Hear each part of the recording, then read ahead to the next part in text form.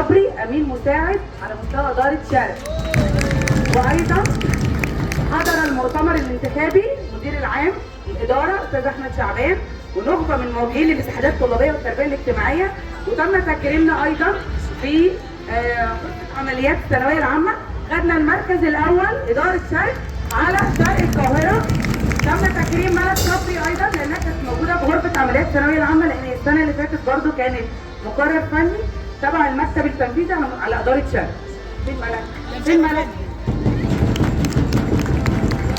عقبالكم يا بنات كلكم تشتركوا في النشاط وتتكرموا ان شاء الله كلكم باذن الله. مجهود عظيم منها بجد، واشتغلت غرفه عمليات الثانويه العامه دي بدت طول شهر 7 بتروح وتشجع البنات في الثانويه العامه وتديهم طاقه ايجابيه هي وكل المكتب التنفيذي على مستوى اداره شرق. فبجد كان مجهود رائع بجد وشغل الاتحادات عالي جدا. شكرا.